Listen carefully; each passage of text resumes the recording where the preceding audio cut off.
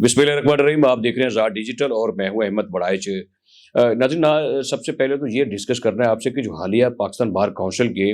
इंतखाबात हुए हैं उसमें कौन जीता है, किसका कितना पलड़ा भारी रहा है और किसके हिस्से में क्या स्कोर रहा है, किसको कितने मेंबर मिले हैं। और दूसरे नंबर पर ये कि जो सिडनी में साहिल की पट्टी के ऊपर जो हमला हुआ उसके क्या मुहरक़ात थे और उसमें अब क्या पोजीशन हुई है, उसमें क्या इन्वेस्टिगेशन चल रही है। ये दो बातें हैं। तो सबसे पहले जो ये बात है कि जो एहसन बून का आज़म नज़ीर तारड़ और जो आसमा जहांगीर ग्रुप है उनको वाज़ेह बढ़तरी मिली है पाकिस्तान बार काउंसिल के हालिया इंतखाबात में। कोई 8 के करीब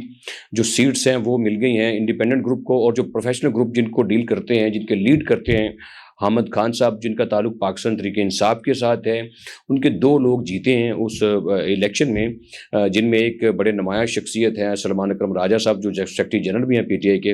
वो इसके मेंबर मुंतखब हो गए हैं। इसी तरह तरतीब के साथ अगर देखा जाए तो एहसन बून साहब, आज़म नज़ीर तारड़ साहब, पीर मसूद चिश्ती साहब, आसम सईद रान साहब, ताहर नसरुल्लाह वड़ैच साहब और उनके साथ साकब अकरम गोंदल साहब, चौधरी हफीज़ुर रहमान और सैयद कल्ब हसन, सलमान अकरम राजा। मकसूद भुट्टर की जो सीट है उनके इलेक्शन में अभी पेंडिंग है, अभी उनको अनाउंस नहीं किया गया जो वो इलेक्शन जीते हैं या नहीं जीते, जिनके साथ उनका मुकाबला चल रहा था। और एक शफकत चौहान है, वो जीते हैं। इस तरीके से समझ लें कि 2/3 मेजॉरिटी से कहीं ज़्यादा जो वोटिंग है यकतरफा तौर पर अगर देखा जाए तो वो इंडिपेंडेंट ग्रुप जीता है, आसमा जहांगीर ग्रुप जीत गया है। आज़म नज़ीर तारड़ जो हुकूमती पार्टी के लोग हैं, एहसन बून, वो इस इलेक्शन को वाज़ेह तौर पर जीत गए हैं। और जो हामिद खान का ग्रुप है वो वाज़ेह तौर पर हार गया है। इससे पहले पंजाब बार का इलेक्शन हुआ 1 नवंबर को, उसमें भी पूरे पंजाब में वाज़ेह जो बढ़तरी थी उसमें भी हामिद खान का ग्रुप जो है वो वाज़ेह तौर पर हारा और आसमा जहांगीर का ग्रुप जीता। उसमें एहसन बून का, आज़म नज़ीर तारड़ का पूरे सूबे से जो पंजाब बार का इलेक्शन लड़ रहे थे, कुछ 70 के करीब शायद उसकी सीटें हैं जो इलेक्शन कंटेस्ट करते हैं पूरे पंजाब से, तो वो लोग जीत के जिनका ताल्लुक आज़म नज़ीर तारड़ से या एहसन बून ग्रुप के साथ था। तो ये वाज़ेह तौर पर फ़र्क नज़र आता है कि सुप्रीम कोर्ट के पहले उससे इलेक्शन हुए, उसमें भी सुप्रीम कोर्ट के इलेक्शन में भी आज़म नज़ीर तारड़ जो हैं उनके ही जो बार के सदर बने हैं सुप्रीम कोर्ट के, एहसन बून के और आसमा जहांगीर ग्रुप के। तो सो बात कहने का मतलब ये है कि अब इनके साथ आम आवाम तो चली गई, आम आवाम तो बिल्कुल समझ गई, वो तो इनका बोझ कभी भी अपने कंधों पे उठाने को तैयार नहीं है। जैसे आपने देखा कि पेशावर का जलसा हुआ तो नाकाम हुआ, और अभी जो कोहाट का जलसा हुआ जहाँ पर सोहेल अफरीदी और उनके अलावा कोई लीडरशिप का आदमी नहीं है, कोई पाकिस्तान की लीडरशिप और खैबर की लीडरशिप असद कैसर से लेकर अली मोहम्मद तक कोई वहाँ पर एक शख्स भी मौजूद नहीं है। आम आवाम भी नहीं गई। इंडिपेंडेंट ज़राए तो कह रहे थे 10 से 11 हज़ार लोग वहाँ पर मौजूद हैं, 2000 कुर्सियाँ वहाँ पर लगी हुई थी और वही गीदड़ बक्कियाँ धमकियाँ। और जब आप रियासत को ओए तो करेंगे, आप आइन और कानून के ताबे नहीं रहेंगे, जो आइन कहता है, जो रियासत कहती है कि आपने उसके ताबे भी रहना है, उसका फर्मा बरदार भी रहना है और लिमिट्स में रहकर अपना एहतजाज भी करना है, मरने मारने की बातें नहीं करनी और हथियार नहीं उठाना और आइन और कानून के और ज़ाब्ते के तहत आपने चलना है। तो जब आप उस ज़ाब्ते से हट के चलेंगे तो आम आवाम आपके साथ नहीं रही। तो वो जब आम आवाम आपसे निकली है तो लीगल जो कम्युनिटी है, जो कानून की तालीम जो अपने पास रखते हैं, जो उसकी प्रैक्टिस करते हैं, जो वकील हैं, जो माशरे के पढ़े लिखे लोग हैं, जो क्रीम ऑफ सोसाइटी है, वो भी आपके नरगे में नहीं आ रही,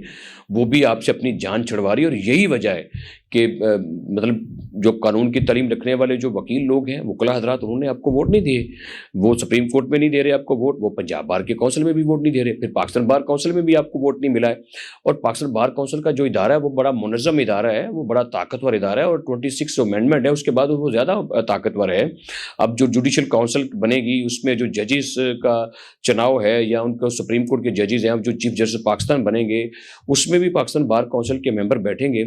तो अब ये कि ये एक बड़ा स्ट्रॉन्ग और एक ताकतवर अदारा है, इसको होना भी चाहिए। और जो लीगल मैटर्स हैं उसमें इनकी जो पेनिट्रेशन है या इनकी जो नुमाइंदगी है, एग्जिस्टेंस है, वो तो बिल्कुल रहनी चाहिए। उसमें सारी जमातों की हो सकता हो, लेकिन पाकिस्तान तहरीक इंसाफ की उसमें ज़रा भी नहीं है। वो इसलिए नहीं है क्योंकि ये जो खेल खेलना चाहते हैं, जिस तरीके से मलाइन कर रहे हैं, ये ट्रोलिंग कर रहे हैं, या जिस तरीके से ये आइन कानून के साथ खिलवाड़ करना चाहते हैं, जिस तरीके से ये रियासत के साथ एक धोखे का सलूक कर रहे हैं और धोखेबाजी की पॉलिटिक्स कर रहे हैं, तो लोग अब इनके नरगे में नहीं आने वाले, चाहे वो आम आवाम है, चाहे पढ़े लिखे लोग हैं। ताजर वैसे इनके साथ नहीं है और जो मेडिकल से ताल्लुक़ रखते हैं वो लोग क्यों जाएंगे इनकी तरफ, वो अपना काम करेंगे। और जो लीगल कम्युनिटी है वो बिल्कुल इनका साथ नहीं देगी, आने वाले वक्त में भी कभी आपको ऐसा नज़र नहीं आएगा। रहेगी बात दूसरी, और ये देखिए कि दूसरे नंबर पर क्यों ये इनका वोट बैंक कम हुआ کیوں یہ ریاست کے ساتھ کھڑے نہیں ہیں؟ آپ دیکھیے سڈنی میں ایک واقعہ پیش آیا ہے، اس میں جو جان بچانے والا شخص وہاں پر موجود ہے، جس کو اللہ تعالیٰ نے ہمت اور طاقت دی، احمد الاحد اس کا نام ہے، اس نے جس طریقے سے اس کو پکڑا ہے حملہ آور کو، پوری دنیا اس کو سلیوٹ کر رہی ہے۔ اور ہم بھی یہی بات کہتے ہیں کہ مسلمان تو امن کے دائی ہیں، ہم تو امن کے لیے اپنی جانیں دینے والے لوگ ہیں، اور ہم تو سلامتی کا مذہب ہے، ہم تو سب کی سلامتی چاہتے ہیں، اس کا جو رنگ نسل مذہب کچھ بھی ہو، وہ دنیا کے کسی ملک میں رہتا ہو، ہمارے لیے وہ بالکل اس کی جان بڑی قیمتی ہے۔ اور یہی سوچ کر اس احمد الاحد جو ہے اس نے سینکڑوں لوگوں کی جان بچائی، کہ اس نے یہ نہیں دیکھا کہ جن کے اوپر حملہ ہو رہا ہے وہ ان کا کون سا مذہب ہے۔ تو یہ باتیں ہیں کہ جو سلامتی والے جو لوگ ہیں، جو مذہب ہے، وہ ہر کسی کی سلامتی چاہتا ہے، اور دہشت گردی کا کوئی مذہب نہیں ہوتا، اس کا کوئی فقہ نہیں ہوتا، اس کا کوئی نظریہ نہیں ہوتا، اس کا کوئی ملک نہیں ہوتا، اس کی کوئی سرحد نہیں ہوتی، اس کا کوئی حد نہیں ہوتی، اس کا کچھ بھی نہیں ہوتا، وہ صرف دہشت گرد ہوتا ہے۔ اور جو دہشت گردی کے خلاف جو جنگ ہے، اس میں تو پاکستان کا بڑا اسٹرانگ موقف ہے، کیونکہ دہشت گردی کے خلاف ریاست پاکستان نے جانی طور پر، مالی طور پر سب سے زیادہ جو نقصان اٹھایا، برداشت کیا، وہ تو پاکستان نے کیا۔ ہمارے بچے اس جنگ میں چلے گئے، ہمارے بزرگ، ہمارے 80,000 شہری، ہمارے 10 سے 15,000 کے قریب ہمارے نوجوان، جو سپاہی ہیں، جو قانون نافذ کرنے والے اداروں کے لوگ ہیں، یعنی کہ پہلے میجر سروس لے کر آج کیپٹن جو ہے وہ لیفٹیننٹ کرنل تک، اور میجر سپتین تک، ایک ایک فوجی، ایک ایک ہمارا بھائی جو مادر وطن کے اوپر جو شہید ہوئے، اور جو اس ملک کے غازی ہیں، سلیوٹ ہے ان کو ہماری طرف سے، پاکستان کی طرف سے۔ اس لیے دہشت گردی جہاں بھی ہوگی، پاکستان سب سے پہلے اس کی مذمت کرے گا، اور ہم بالکل کریں گے۔ ہم جو لوگ ہلاک ہو گئے اس واقعے میں، ان کے اہل خانہ سے بالکل ہمارا ان کے ساتھ اظہار ہمدردی ہے، اور جو جس مسلمان نے غازی بن کر، جس نے زخمی ہو کر ان لوگوں کی جان بچائی ہے، اس کو وہ قابل سلیوٹ ہے، اس کو اٹھانا چاہیے تھا، بجائے اس کو اٹھاتے دشمن کے ساتھ مل کر، چاہے بھارت ہے چاہے افغانستان، اس کے ساتھ مل کر انہوں نے جو ہے وہ پاکستان تحریک انصاف کے میڈیا نے، میری ذات کا اکاؤنٹ ہے، اس طرح کے اور دیگر کتنے اکاؤنٹ ہیں، درجنوں سینکڑوں کی تعداد میں، کہ انہوں نے ان کے ساتھ مل کر پاکستان کے خلاف جو ہے وہ سمجھ لیں کہ میں کہنا نہیں چاہتا کہ کون سی زبان استعمال کرنا شروع کر دیں، اتنا شر بولنا شروع کر دیا۔ بھائی آپ لوگ پاکستانی سب سے پہلے، اگر آپ ریاست پاکستان کے وفادار ہیں تو پھر ہماری کیا پہچان ہے؟ ہمارے لیے سب سے پہلے یہ ملک مقدم ہے، پاکستان مقدم ہے، یہ ریاست مقدم ہے، یہ مقدس ریاست ہے ہمارے لیے۔